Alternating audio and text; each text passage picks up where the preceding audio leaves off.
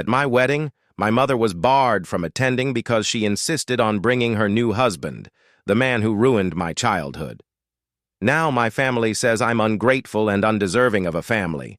I'm not someone who loves drama. On the contrary, I had hoped my wedding day would be the most beautiful day of my life, full of joy and happiness, surrounded by the people I love. But when it came to my mother, things took a completely different turn, spiraling into an emotional battle I never anticipated ever since I was little. My relationship with my mother has been complicated because of her new husband, the man who entered our lives during the hardest years of my childhood. This man wasn't just my mother's spouse. He was the source of immense pain and traumatic memories that have haunted me my entire life. His behavior and attitude made me feel afraid and abandoned, and I tried my best to cope with the situation. When I got engaged, I was excited for the day I'd gather all the people I loved to celebrate with them. But at the same time, I was anxious at the thought of my mother's new husband being present at the wedding. I tried talking to my mother about my feelings. I told her honestly that I couldn't accept him being part of that day because, to me, he represented all the pain I had endured. But my mother insisted, telling me she would bring him no matter what, because they were family, and she couldn't ignore or leave him behind. That's when I decided to set a firm boundary. If he attends the wedding, my mother won't. It was the hardest moment of my life because that decision meant cutting off an important part of my family, but it was necessary to protect myself. Of course, when the news reached the rest of the family, they began accusing me of being ungrateful and selfish, saying I was acting out of spite. I felt alone in my struggle, as if the people who were supposed to stand by me had turned against me instead. I started feeling like an outsider in my own family, as if I didn't belong. But despite all of it, I kept reminding myself that protecting my mental health was more important than any toxic or harmful relationship. On the wedding day, I was incredibly nervous, but at the same time, I was certain of my decision. My mother didn't attend, and neither did her new husband. The atmosphere was tense between me and the rest of the family. After the ceremony, I received messages and accusations from family members saying I had betrayed my family, that I had wronged my mother. I was deeply hurt, but I didn't regret my decision. As time passed, I began rebuilding my life with my partner and with people who truly valued and respected my choices. I learned that real family is the one that supports and respects you, not just those connected by blood. Sometimes, we have to choose inner peace over relationships that cause us pain. And I chose that path, no matter how difficult, because it's the one that gives me a chance at a healthy, happy life. After the wedding, things didn't get any easier. The family I once considered my refuge slowly drifted away, one by one. Messages and accusations poured in from every direction, calling me ungrateful, saying I had betrayed my mother, that I was the root of all the problems. I tried explaining to them that my decision was about protecting myself from old wounds, but my words were drowned out by the flood of blame. My mother herself was in pain, but she didn't understand that I wasn't trying to hurt her. Quite the opposite. I was trying to ensure that the same pain I endured because of her new husband wouldn't be relived. There were moments when I felt utterly alone, as if I were fighting a battle no one else understood. But despite it all, I learned something crucial. Not all blood ties mean family. Healthy relationships require respect and understanding, not just physical presence. I began focusing on myself, seeking support from friends and people who truly understood me. Slowly, I started seeing my life from a new perspective. I realized that protecting my mental health wasn't weakness. It was the purest form of self-love.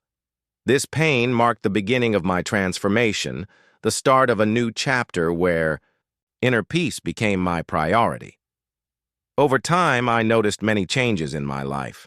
The first was an unexpected loneliness.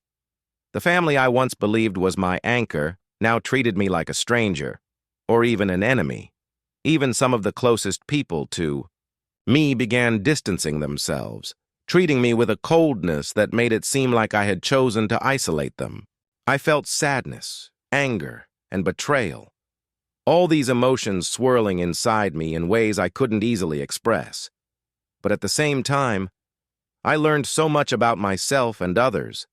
I discovered that real family isn't just about shared DNA.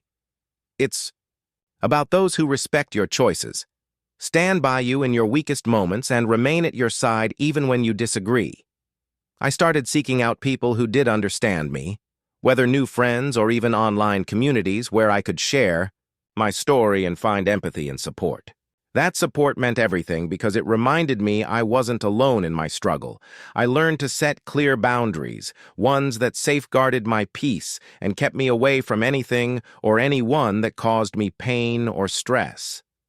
Slowly, I began living more freely, unafraid of others' judgments or criticism. And despite the pain, I felt a new strength growing within me, one that made me more self-assured and self-respecting. I knew I couldn't fix every relationship, especially with my mother and some family members, but I learned that this wasn't the end of the world. Life moves on, relationships change, and we have the power to choose who stays in our lives and who we leave behind. By this point, I'd reached a profound realization. True love begins with self-love, and inner peace doesn't come from pleasing everyone. It comes from being at peace with yourself. This experience taught me to stand on my own feet and stay true to myself, no matter the challenges. Months passed after the wedding, and life led me down new paths, some difficult, others filled with lessons I never saw coming. The emotional distance I felt from my family was like an invisible wall between us, and sometimes the pain of it was overwhelming. Every time I tried to reconnect with my mother, we'd end up back at the same point of conflict. She always insisted that her new husband was part of her life and that I had to accept it. But to me, this man had destroyed my childhood, and his presence in my life threatened my mental peace. Inside me, the conflict grew, between my desire to maintain a relationship with my mother and my need for inner peace. There were many moments of weakness when I felt guilty for distancing myself from her. But with time, I understood that this distance was necessary for my own well-being.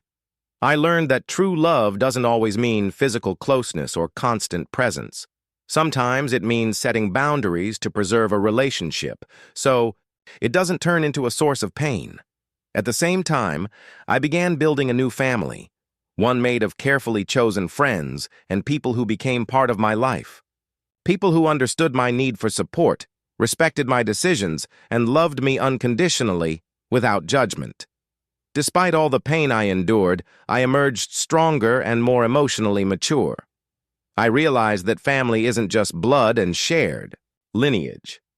It's a bond built on respect, support, and genuine love.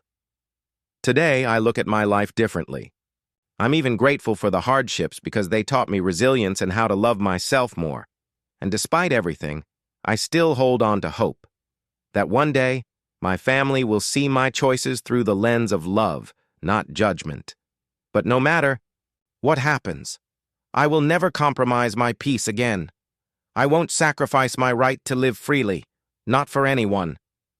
Years have passed since the day I made the decision to bar my mother and her new husband from my wedding. Each year brought new challenges and questions without easy answers. My family still labeled me as the ungrateful one, and the weight of that accusation pressed on me with every message or remark from them. In the beginning, I tried explaining my feelings and decisions calmly and logically, but no one truly listened. With time, I learned that I can't force others to understand or accept my choices. Trying to please everyone would cost me more than I could bear. Instead, I focused on building a stable life with my wife, creating a home filled with love and respect, far from the shadows of the past. I discovered that real love starts within, before it can be shared with anyone else. I learned how to prioritize myself, how to say no when something would hurt me, and how to guard my peace like the most precious thing I own. And as the years went by, I slowly opened my heart to reconciliation, but on my own terms, when I was ready. It wasn't easy, but it was a necessary step in my growth. And sometimes, reconciliation simply meant accepting that some people might not be part of my life, and that this doesn't diminish my worth or my love for them. Today, I live a life filled with inner peace, surrounded by people who make me feel truly accepted and loved. I share my story now to tell anyone who feels alone or hurt by their family. You are not alone. Your right to choose your own path and protect your mental well-being is sacred. Never let anyone make you compromise it. Take your time, be honest with yourself, and don't be afraid to make the decisions that safeguard your heart and mind. Life is too short to spend it in pain or anxiety over relationships that harm you. In the end, we choose who stays in our lives and who we leave behind, and that choice is an act of self-love, not betrayal or ingratitude. The years passed, and each day taught me more about myself and the value of the inner peace I'd spent my life searching for. The ordeal with my family, especially my mother and her new husband, left me with unforgettable lessons that shaped me profoundly. I learned that while we can't choose our blood relatives, we can choose who deserves a place in our lives. Not every familial bond is worth preserving. If it brings pain or destroys your peace, it's okay to walk away. I realized true peace doesn't come from pleasing others, but from honoring our own truth and boundaries. There were moments I wondered, will my family ever understand or accept my choices? Will they always see me as the ungrateful one, or could their perspective change? But I chose not to cling to hope that weakened me. Instead, I built my life on a foundation of self-love and self-trust. With my wife and the friends who became my real family, I found the happiness I'd longed for. Even now, there are days I miss the possibility of a better relationship with my mother, days I wish we could rebuild what was broken in a healthy and respectful way. But I know that takes time and mutual acceptance, not just my own willingness, and so my journey continues. Between the pain of the past and the hope of the future, between wounds not fully healed and the newfound strength I've gained, I've learned that the most beautiful thing that can fill a heart is inner peace, and that peace is worth every sacrifice. This is my story, still unfolding, but already rich with lessons, growth, and a self-love that makes me stronger every day. To anyone who hears my story, may you find the courage to protect your heart and choose the life you deserve, one lived in peace and happiness.